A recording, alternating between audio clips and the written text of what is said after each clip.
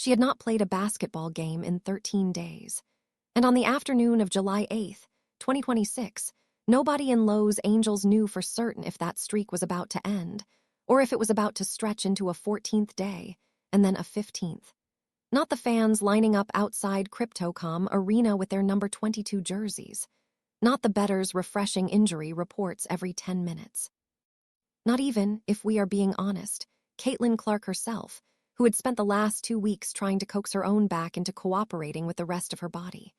There is a strange kind of tension that builds around an athlete like this. It is not the tension of a game. It is the tension of not knowing if there will be a game to watch at all. And on that Wednesday in that arena, that tension had a name, a number, and a podium waiting for her to walk up to it. This is the story of that day. Not just the 20 minutes she spent answering questions in front of a wall of cameras, but everything that built up to it, the injury that started it, the games that were played without her, the noise that followed her everywhere she went that summer, and the quiet, determined way she kept insisting, over and over, that she just wanted to play basketball. Stick around, because by the end of this, you will understand exactly what was riding on a single press conference in downtown Los Angeles, and why so many people cared so much about whether one 24-year-old guard could walk onto a hardwood floor and last 20 minutes. Let's rewind first, because to understand why a pregame media session could feel like an event in itself, you have to understand who Caitlin Clark had become by the summer of 2026. Just 2 years earlier, she had been a college phenomenon, the kind of player who did not just fill arenas. She filled them twice over, forcing schools to move games to bigger buildings because nobody had ever needed that much room for a women's basketball game before. At the University of Iowa, she had rewritten the record books, becoming the leading scorer in the history of NCAA basketball, men's or women's, breaking a mark that had stood since before her parents were born. She threw passes that looked like they belonged in a different sport, pulled up from 30 feet like it was nothing, and did it all with a look on her face that told you she believed every single shot was going in. People who had never watched a possession of women's college basketball in their lives found themselves staying up late to watch her play. Television ratings did things nobody expected. Ticket prices for her games soared past what most professional sporting events commanded. Then came the draft. Indiana selected her first overall in 2024, and the Fever, a franchise that had spent years scraping for relevance, suddenly became appointment viewing. Every city she visited that rookie season broke its own attendance records. Airlines had to add seats. Hotels sold out.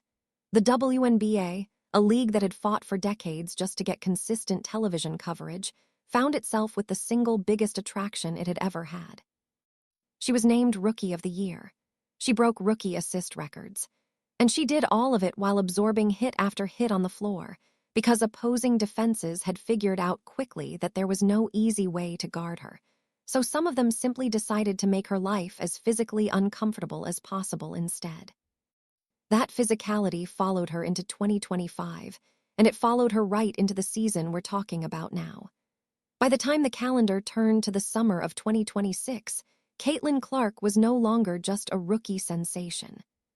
She was one of the most important players in the entire league, a walking economic engine, a lightning rod for debate, and underneath all of that noise, still just a basketball player trying to survive an incredibly demanding season with a body that had already been through a lot. And her body, in the summer of 2026, was talking back to her.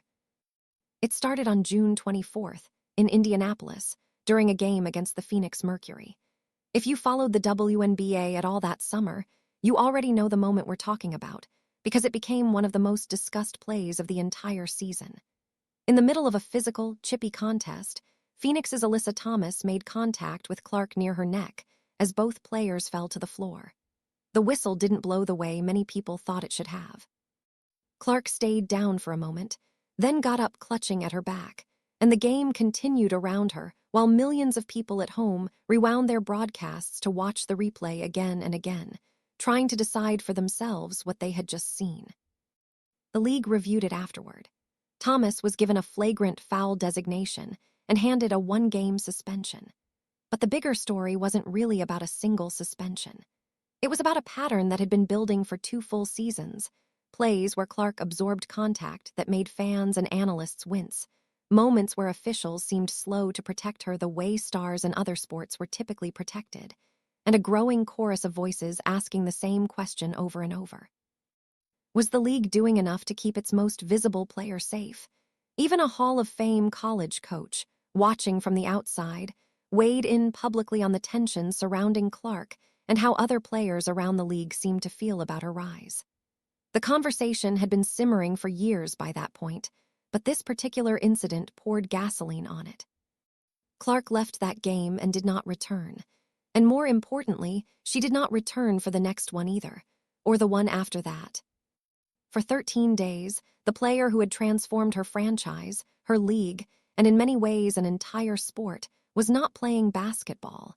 She sat in a suit on the bench some nights. Other nights she wasn't even with the team on the road.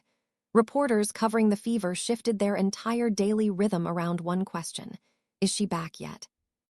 And here is the part of the story that a lot of people underestimated.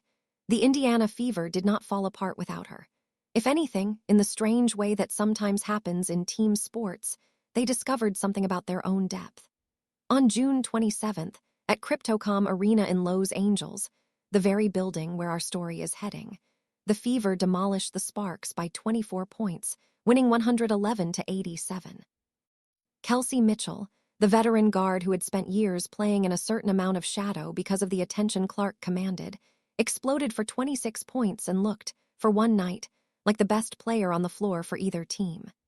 Aaliyah Boston, the Fever's steady, powerful center, added 17 points and 7 rebounds.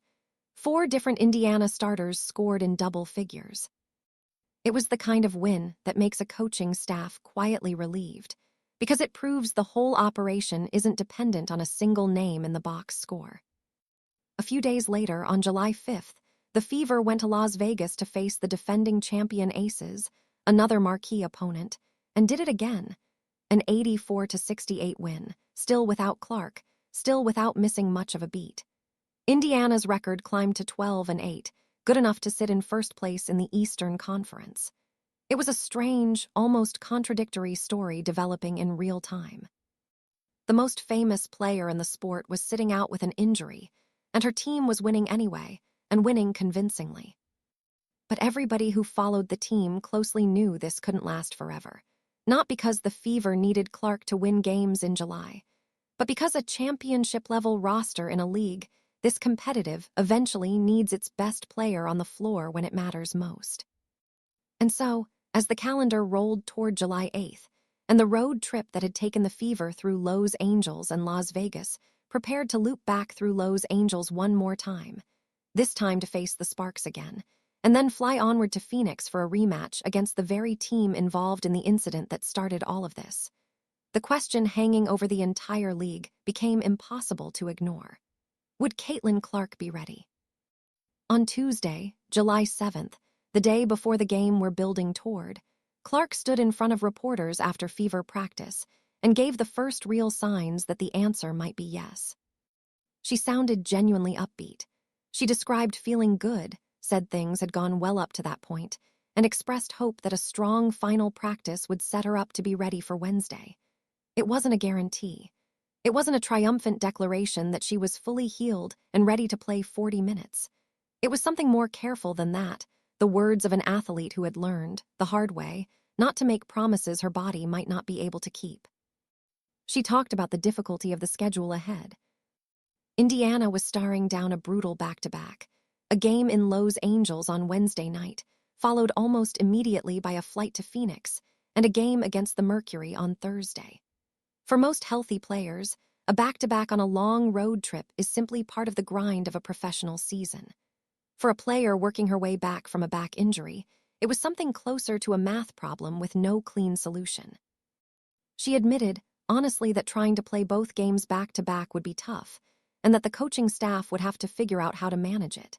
She said if she did play against the Sparks, she expected to be on some kind of minutes restriction, something in the neighborhood of 20 minutes or a little more, if her body allowed it.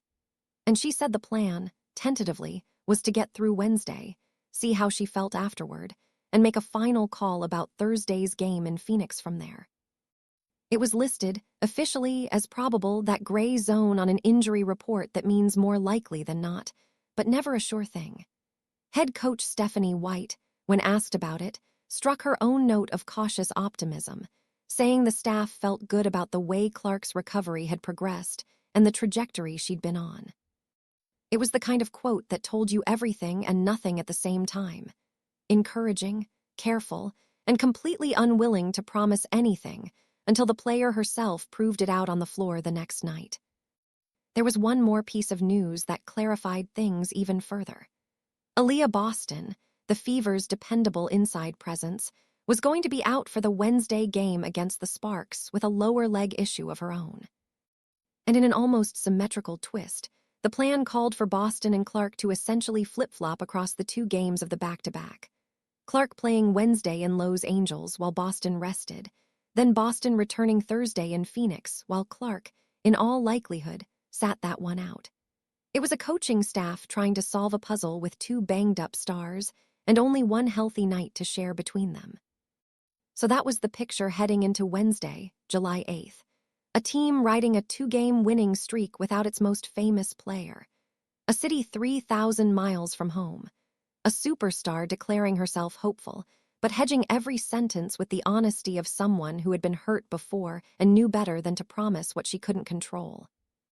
And an entire fan base, an entire betting market, an entire media apparatus, waiting for one final confirmation before the doors of Crypto.com Arena even opened. That confirmation was going to come from a podium, in front of a wall of cameras, a few hours before tip-off. It was going to come from the pregame media availability. Let's walk into that room now. Picture Crypto.com Arena in the hours before an evening tip-off. It is a strange, quiet version of a building that will later that night be loud and packed and electric. In the early afternoon, the seats are mostly empty. The concourses are dim. But underneath the bowl, in the areas the public never sees on television, there is already motion. Equipment staff wheeling carts of gear. Broadcast crews running cable across the tunnel floors, tapping it down so nobody trips. A production truck parked outside, already humming, already sending test signals back to a network control room somewhere else in the country. This was a nationally televised game, carried on USA Network, with tip-off scheduled for 10 o'clock Eastern Time, 7 o'clock on the West Coast where the Sparks play their home games. That kind of broadcast means more cameras, more credentialed reporters, more eyes on every single word said in that building that day. The Fever had landed in Los Angeles carrying a certain quiet confidence.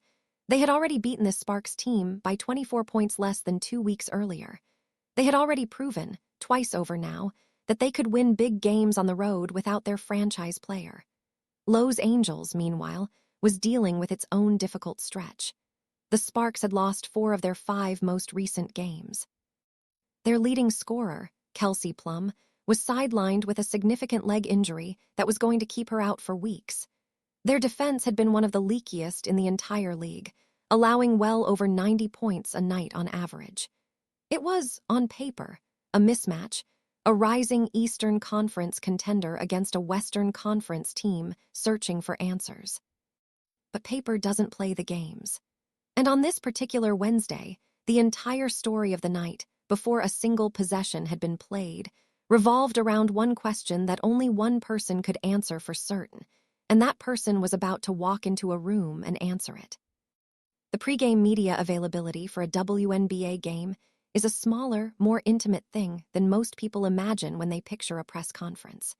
It isn't a giant ballroom with hundreds of reporters. It's usually a modest space near the visiting locker room, sometimes just a hallway with a backdrop, a small riser, a couple of microphones clustered together, and a semicircle of reporters holding phones and recorders up toward whoever steps up to speak. On this day, that space was more crowded than usual because everybody wanted the same thing, confirmation, in her own words, that Caitlin Clark was going to play. When she walked in, you could feel the shift in the room. Reporters who had been chatting quietly among themselves straightened up. Camera operators adjusted their framing. There is a particular kind of energy that surrounds an athlete who has become, whether she ever asked for it or not, one of the most scrutinized people in her sport. Every word carries weight. Every phrase gets clipped, posted, analyzed, and replayed within minutes. She had lived inside that magnifying glass for 2 full years by this point, and if it bothered her, she rarely let it show. She had a way of answering questions directly, without much filler, the same straightforward tone she used whenever she talked about her game. The first questions, predictably, were about her health. Was she going to play? How did the back feel? What had the final practice been like? She confirmed what everyone in the room had been hopping to hear. She felt good. The work she and the training staff had put in over the previous week and a half had paid off, and she was ready to go. It wasn't a dramatic announcement. It was almost businesslike, the tone of someone who had already accepted that this moment, walking back onto a basketball court after an injury, was simply part of the job, not a spectacle to be milked for maximum drama. But the more interesting parts of that conversation weren't really about whether she'd play. They were about how much she'd play, and what all of this meant for the grueling back-to-back still ahead of her. She talked again about the minutes restriction, laying out for the room the same math she'd sketched out the day before at practice. A hope to get around 20 minutes or a bit more. A recognition that going from 13 days off straight into heavy playing time would be asking for trouble.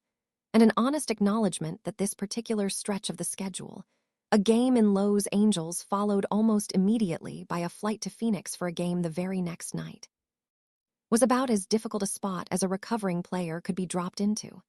She wasn't complaining about it. She was simply describing the reality of professional sports scheduling, the unglamorous logistics that never make it into highlight reels, the idea that healing from an injury and trying to compete at the highest level of your sport at the same time requires constant, careful negotiation between what your body wants and what the calendar demands. There was a noticeable maturity in the way she talked about it, honestly. This was not a 22-year-old rookie anymore, dazzled by the size of the spotlight and unsure how to handle it. This was a player 2 full seasons into professional basketball, who had already been through injuries before, who had already learned that the smart, sustainable path through a long season sometimes means accepting a slower reintroduction rather than forcing your way back onto the floor for 40 minutes just because the crowd wants to see it. And then, as often happened whenever Clark stood in front of a microphone that summer, the conversation drifted toward the subject that had been following her around for weeks, the physicality of the league, the way she was being guarded and hit, and, in the eyes of many of her supporters, insufficiently protected by officials.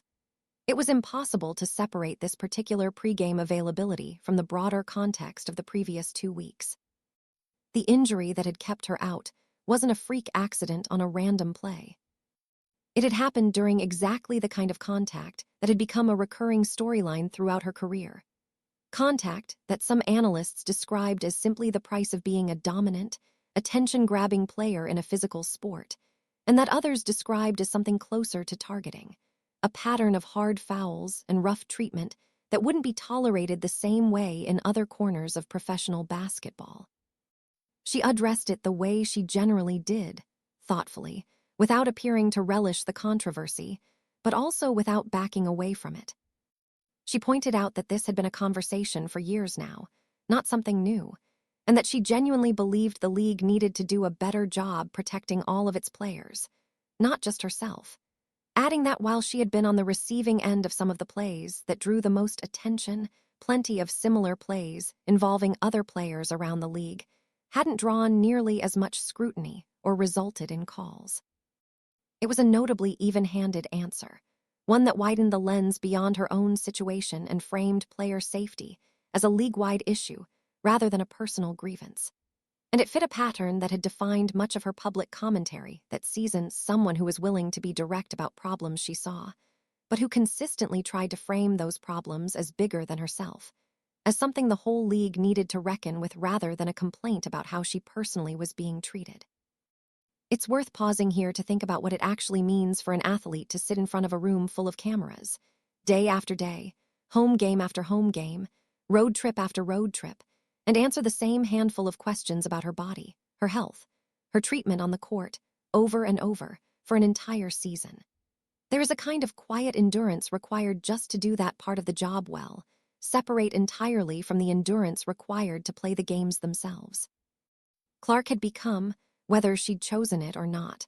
One of the most interviewed athletes in the country, and every single pregame availability like this one was another data point, another small window into how she was managing an unprecedented level of attention.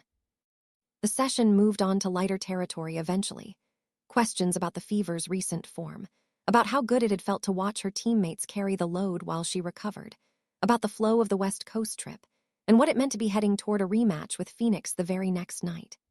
She spoke warmly about her teammates, about the way Kelsey Mitchell had taken over as the offense's primary engine in her absence, about the confidence the team had built by beating quality opponents without her.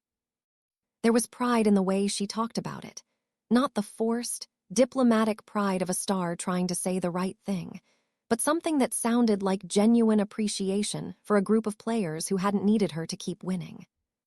And then, as these things do, the availability wound down. The reporters had what they needed. The headline had essentially written itself the moment she confirmed she was playing. Caitlin Clark returns tonight against the Sparks, on a minute's restriction, with a tough back-to-back looming. Phones were already lighting up with the news. Betting markets, which had been treating her playing status as one of the single biggest variables of the entire night, adjusted almost instantly. She had been priced as a game-time decision, with real uncertainty attached, and now that uncertainty had a resolution. But knowing she'd play, and watching her actually do it, were two very different things. And as the afternoon slid into evening, as the arena slowly filled with fans who had bought tickets specifically hopping to see her back on the floor, that gap between confirmation and confirmation in action started to feel like its own kind of suspense. Let's talk for a moment about the building itself and the city around it, because context matters here. Crypto.com Arena sits in the middle of downtown Los Angeles, part of the massive LA live sports and entertainment complex, the same building that hosts the Lakers, the Clippers, the Kings, and now, for its home games, the Sparks.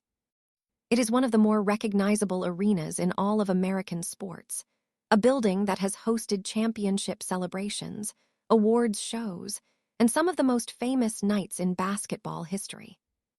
For a WNBA game, especially a big one like this, the building takes on a different character than it does for its usual NBA tenants. The crowd skews differently, the energy is different, but the size and scale of the place remain the same, and on a night with a star like Clark walking through its tunnels, that size mattered. Fans had begun arriving hours before tip-off, many of them wearing Fever colors despite being 3,000 miles from Indianapolis, a visual reminder, if anyone needed one, of just how far Clark's popularity had traveled beyond her own market. Merchandise stands did brisk business. The concourse buzzed with a mixture of two fan bases, Sparks loyalists hopping for an upset against a stacked opponent, and Fever fans who had planned trips or driven long distances, specifically, because this was one of the only chances they'd get all season to see Clark play on the West Coast. Inside the locker room, the mood among the Fever players carried its own particular texture. There is always a certain adjustment that happens on a team when a star returns from injury, a recalibration of roles, minutes, and rhythms that had settled into a new normal during the absence. Kelsey Mitchell had spent the last 2 games as the unquestioned first option, and while nobody on that roster would ever begrudge Clark's return, professional athletes are honest enough with themselves to admit that finding a role, succeeding in it, and then having to shift back once again requires its own kind of mental flexibility. Aaliyah Boston, sidelined for this particular game with her own leg issue, would be watching from the bench rather than the floor, adding one more layer to an already complicated night of lineup shuffling. And then there was a moment, in warm-ups, that added an entirely unplanned layer of tension to everything. Sophie Cunningham, the physical, high-energy guard who had become a fan favorite in Indiana for her toughness and her willingness to mix it up on the floor, came up with back spasms during pregame warm-ups. For a team that had just spent 2 full weeks managing one significant back issue, watching another player grab at her back on the eve of tip-off had to send a small jolt of anxiety through the coaching staff. Her status heading into the opening tip was genuinely unclear for a stretch there. One more subplot layered on top of an already complicated night, One more reminder of just how unpredictable professional sports can be. How a night that had been building toward a single storyline for over a week could suddenly sprout new ones in the final hour before the ball even went up. As the teams finished their final warm-up routines and drifted back toward their locker rooms for last-minute instructions, the public address system began its usual pregame rhythm. Sponsor reads, promotional videos flashing on the scoreboard, the lights beginning their choreography as introductions approached. Fans who had spent all afternoon watching injury reports and reading pregame predictions were finally about to get their answer in the most direct way possible, watching her walk out onto the floor herself. When the starting lineups were announced, the Fever sent out Kelsey Mitchell, Caitlin Clark, Lexi Hull, Monique Billings, and Miesha Hines-Allen. On the other side, the Sparks countered with Nneka Ogwumike, Derica Hamby, Ray Burrell, Ariel Atkins, and Erica Wheeler. It was a lineup that told its own quiet story. A Sparks team missing its top two contributors in Kelsey Plum and Cameron Brink, both sidelined, forced to lean on its veteran core to hold off a Fever team that had won its last two games by a combined total of nearly 40 points. The opening minutes did not disappoint the fans who'd made the trip to see Clark. She got involved immediately, working her way into the flow of the offense, looking, by every account from courtside, like a player who had barely missed a step despite the layoff. Within the first few minutes, she already had points on the board, assists starting to accumulate, the kind of quick offensive rhythm that made it look, for a few possessions at least, like the previous 13 days had simply evaporated. Kelsey Mitchell, not about to relinquish the aggressive mindset she'd built over the last two games, kept attacking as well, and the two guards began weaving the kind of two-man rhythm that had made Indiana's offense so difficult to deal with when both were healthy and clicking. By the end of the first quarter, the Fever had built themselves a lead, pulling ahead 25-21 after a stretch where their defense forced turnovers and their offense capitalized in transition. The Sparks, to their credit, refused to simply fold, closing the quarter with a run of their own to keep the deficit manageable. A reminder that a short-handed team missing its top two scorers can still find pockets of resistance against a stronger opponent, especially early, before fatigue and depth start to tell the real story of a basketball game. There's something worth sitting with here, something that captures exactly why this particular pregame media availability, and the game that followed it, mattered so much beyond the box score. For 13 days, the conversation around Caitlin Clark had been entirely about absence, about what was missing, about uncertainty, about a body that needed time and a team that needed to figure out how to function without its biggest name. And then, in the space of about 20 minutes standing in front of a bank of cameras, followed by a few hours of warm-ups, introductions, and finally tip-off, that entire narrative flipped. The story was no longer about absence. It was about return. It was about a player walking back onto a basketball court in a city 3,000 miles from home, in front of a national television audience, carrying with her not just the hopes of her own franchise, but the weight of an ongoing conversation about how women's basketball treats and protects its biggest stars. That is the real reason a pregame press conference like this one draws so much attention. It isn't really about the questions and answers themselves, even though those matter. It's about what the moment represents, the hinge point between uncertainty and clarity, between speculation and confirmation, between a fan base hopping and a fan base knowing. Every person who filed into Crypto.com Arena that night, every person who tuned into USA Network from their living room, had been waiting on exactly this piece of information, and Clark had delivered it herself, in her own words, hours before the opening tip. It's also worth remembering what was still ahead. Even as the Fever built their lead in the first quarter against the Sparks, everybody in that building understood this was only half the equation. The very next night, in Phoenix, Indiana would face the Mercury for the first time since the incident that had started this entire chapter. The same Mercury team, the same Alyssa Thomas whose foul had triggered the suspension, the injury, the 2-week saga, and everything that followed. Clark, by her own admission at that pregame availability, expected to sit that second game out, Part of the careful math the Fever coaching staff was running to make sure a full return to health didn't collapse into a second setback. Aaliyah Boston, resting on this Wednesday night, was expected to flip back into the lineup for that Thursday matchup, the two stars trading places across the back-to-back like pieces on a chessboard, each given exactly the amount of rest the medical staff believed they needed. There was a certain symmetry to it, honestly, if you stepped back far enough to see the whole shape of the story. The saga had begun in a game against Phoenix. It would, one way or another, circle back to Phoenix the very next night, even if Clark herself wasn't on the floor for it.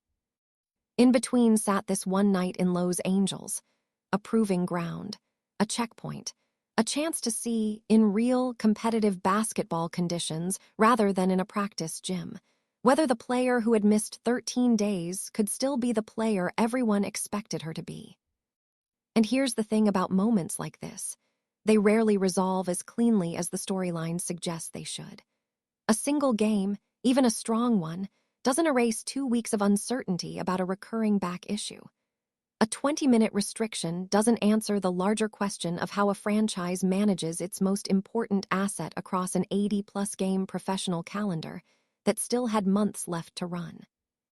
And a pregame press conference, however direct and honest, is still just words, a promise about intentions, not a guarantee about outcomes. The real answer, the one everybody in that building and everybody watching at home actually wanted, could only come from watching her play, minute by minute, possession by possession, to see how her body held up under real competitive pressure, not just in warm-ups, not just in practice, but in the middle of an actual WNBA game against opponents who had every incentive to test her. That's what made the first quarter feel like more than just a first quarter. Every drive Clark took to the basket carried a small undercurrent of held breath among Fever fans and coaching staff alike. Every time she planted her feet to launch a three-pointer, there was a flicker of attention on how her back responded to the motion. This is the strange reality of professional sports recovery. The medical clearance to play doesn't erase the psychological tension of watching, live, in real time, whether that clearance was the right call. By the time the opening quarter wound down with Indiana ahead 25-21, there were no definitive answers yet, only encouraging signs, a player moving well, contributing across multiple facets of the game, looking, at least in that opening stretch, like herself again. The rest of the night would still have to play out, minute by careful minute, exactly the way she had described it hours earlier in that hallway near the visiting locker room, in front of a room full of reporters who had been waiting, just like everyone else, simply to hear her say the words, "I'm playing tonight." Step back now, for a moment, from the details of this one particular Wednesday, and think about the larger arc this fits into. Caitlin Clark's career, from the very beginning, has been defined by this recurring rhythm, extraordinary performance, extraordinary attention, extraordinary physical toll, and then a period of recovery conducted almost entirely in public view. Most professional athletes get to heal in relative privacy.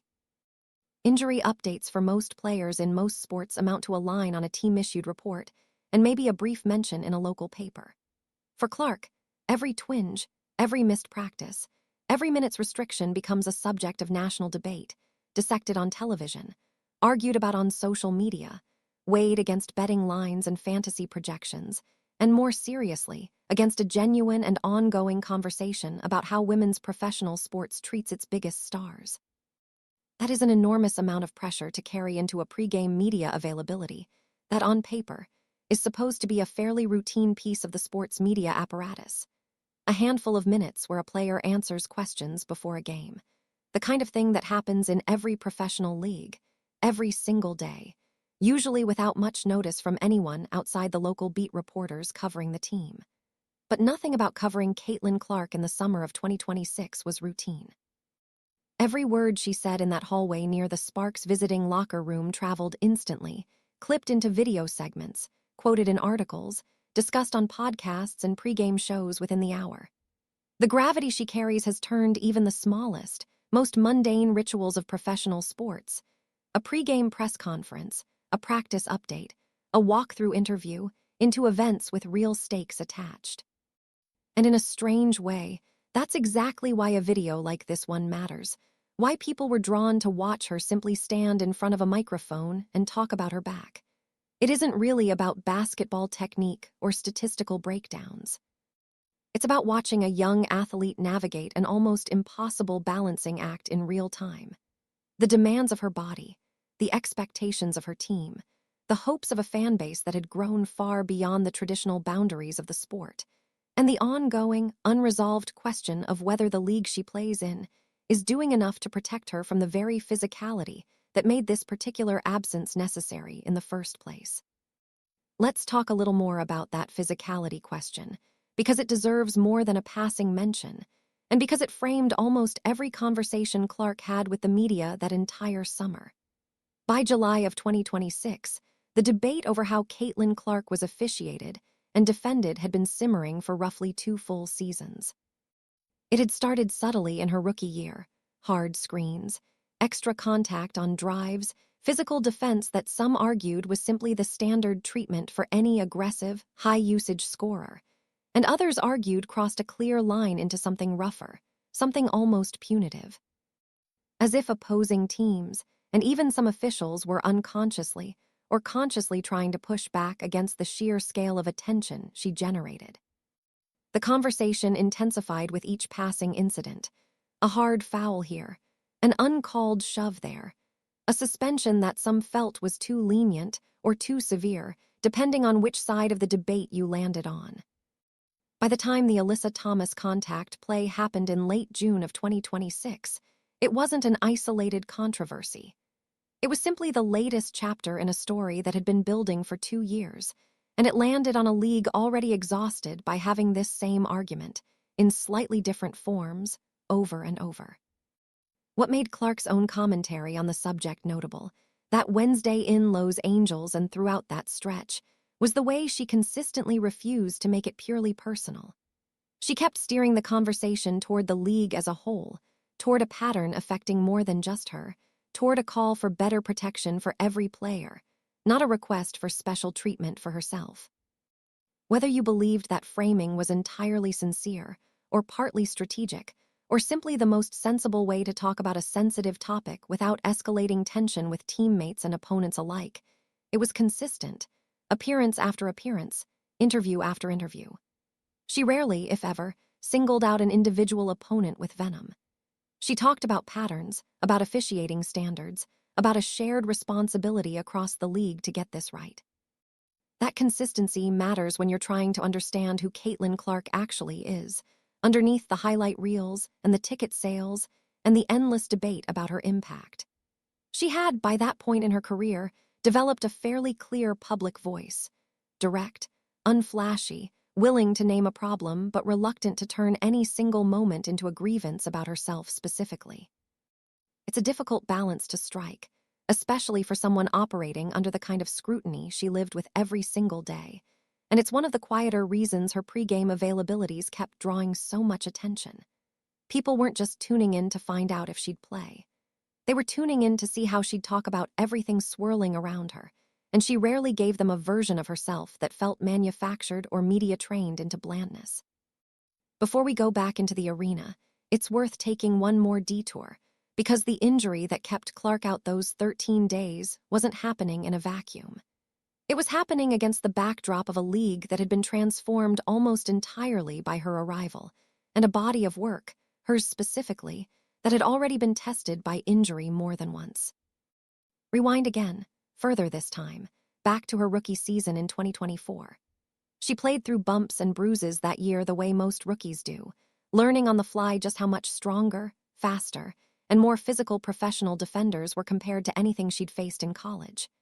It was a demanding introduction, but she got through it largely intact, finishing the year with a Rookie of the Year trophy and a full set of rookie assist records that some believed might never be broken. Then came 2025, and this is the part of the story that tends to get glossed over amid all the excitement of a superstar's rise, but it matters enormously to understanding why the summer of 2026 played out the way it did.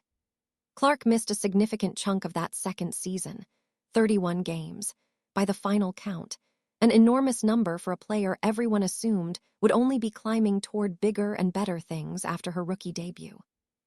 Quad injuries, groin issues, a series of soft tissue setbacks that never seemed to fully go away before another one appeared. It was a frustrating, stop-and-start year for a player who had never dealt with anything like that in college, where her body had simply always been able to keep up with her ambition. That history is the quiet, unspoken context sitting behind every single injury update the Fever put out in 2026. Nobody in that organization, from the coaching staff to the medical trainers to Clark herself, wanted to repeat 2025. Nobody wanted another season defined by absences instead of highlights. And so when the back injury happened against Phoenix in late June of 2026, the caution that followed, the 2 full weeks of rest, the careful, incremental return, the strict minutes restriction, the refusal to even consider playing both ends of the brutal Los Angeles to Phoenix back-to-back. None of that caution was an overreaction. It was a franchise that had learned, the hard way, exactly what happens when you rush a talented, driven young player back onto the floor before her body is actually ready. It's also worth understanding just how much was riding on the broader shoulders of this one franchise by the summer of 2026. The Indiana Fever, a team that had spent the better part of 2 decades searching for consistent relevance, had become, almost overnight, one of the most valuable and most watched franchises in all of women's professional sports. Attendance figures that used to hover in the low thousands were now regularly filling arenas to capacity, home and away.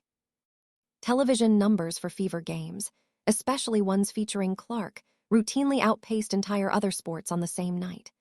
Advertisers who had never considered women's basketball a priority were suddenly fighting for commercial slots during Fever broadcasts. An entire industry of media coverage, podcasts, YouTube channels, dedicated beat reporters, national columnists, had sprung up specifically to chronicle every twist and turn of this one team's season.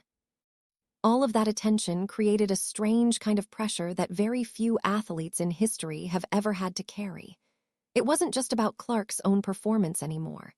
It was about an entire economic ecosystem that had been built, in a remarkably short amount of time, around her continued presence on a basketball court. Ticket brokers, hotel bookings in visiting cities, local restaurant revenue on game nights, streaming numbers, merchandise sales. An enormous, cascading set of consequences rippled outward every single time an update on her health was announced. A pregame media availability that, for almost any other player in almost any other sport, would draw a handful of beat reporters and generate a short wire story, instead became, for Caitlin Clark, a moment capable of moving betting lines, shifting broadcast promotional plans, and dominating sports media conversation for the better part of a day. That's the weight she carried into that hallway at Crypto.com Arena on July 8, 2026.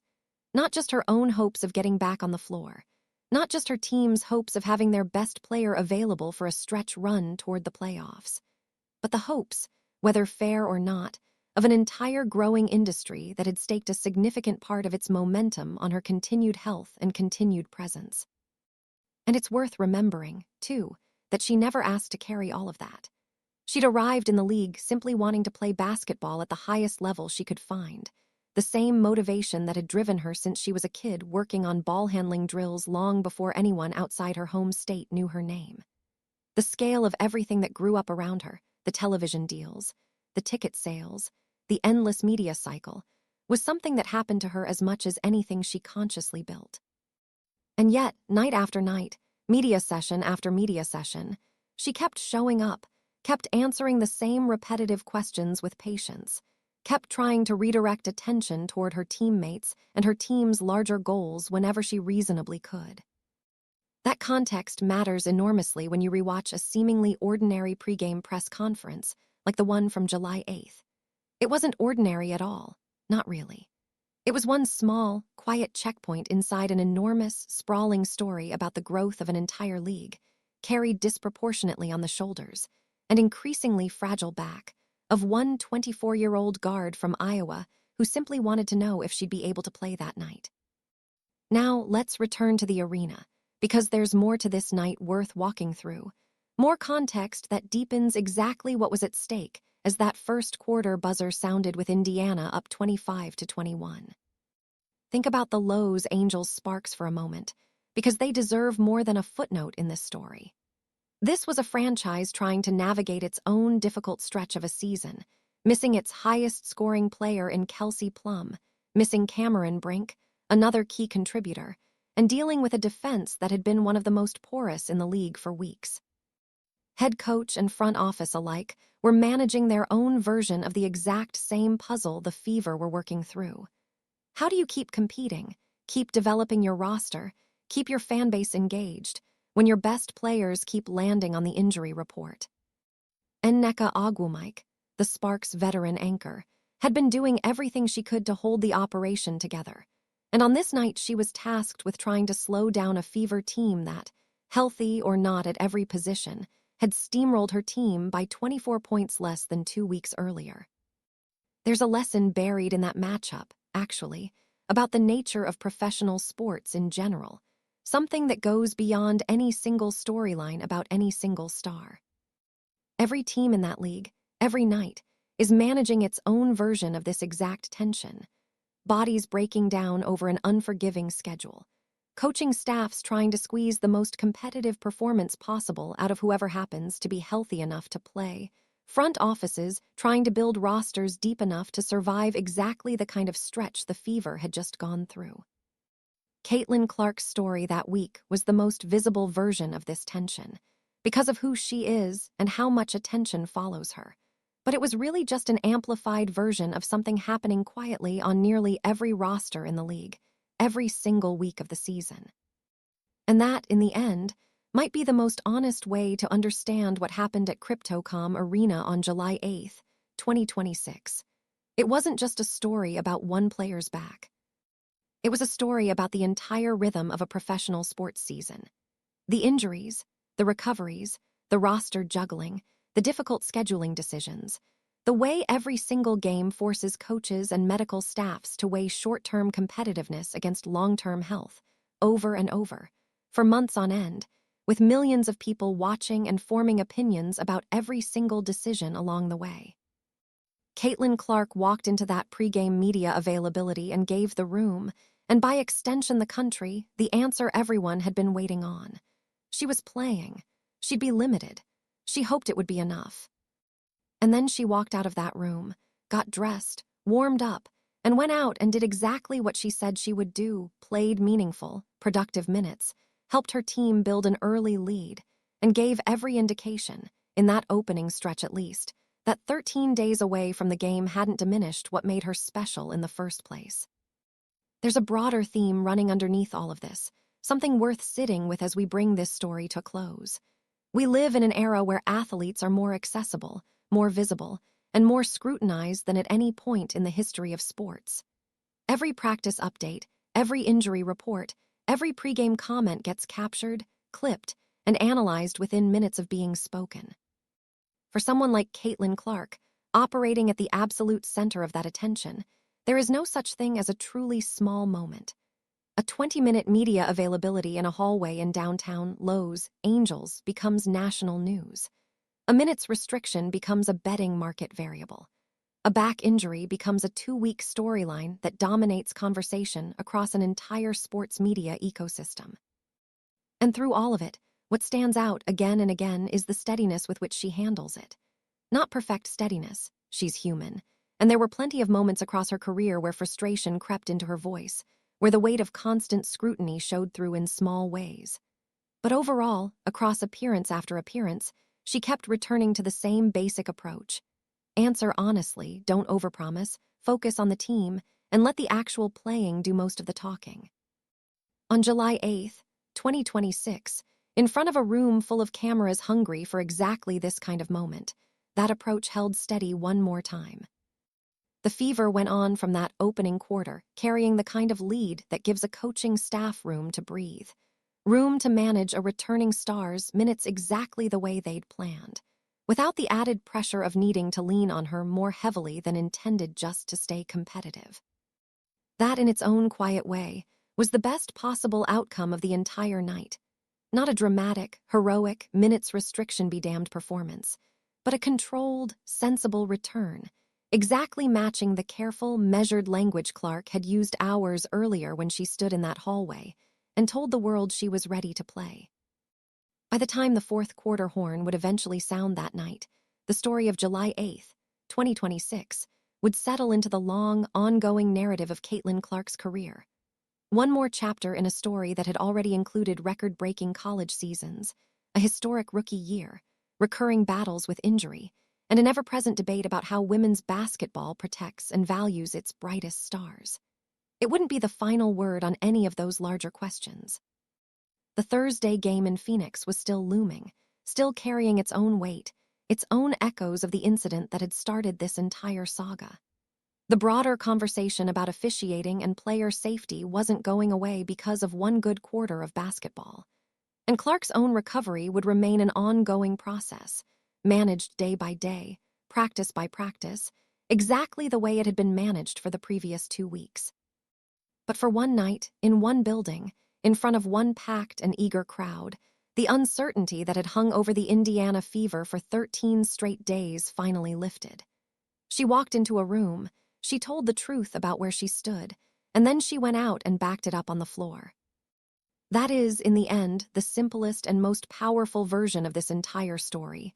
Not a press conference, not a statistic, not a betting line, but a young athlete, carrying an enormous amount of attention and pressure, doing the most basic and most difficult thing in professional sports. Showing up, telling the truth about her limits, and then going out and playing anyway. And somewhere in the middle of all of that, the injury reports, the debate over officiating, the minutes restrictions, the back-to-back scheduling puzzles, the packed arena 3,000 miles from home. There was still, underneath everything, just a basketball player who wanted to play basketball. That, more than any headline or highlight, might be the truest thing anyone said in that hallway at Crypto.com Arena on the afternoon of July 8th, 2026. Thanks for spending this time walking through that day with me. If you found yourself pulled into the story of that pregame room, the injury, the return, and everything that surrounded it, you now have a fuller picture than the headlines alone ever gave you. The whole shape of a single day inside one of the most closely watched careers in modern sports.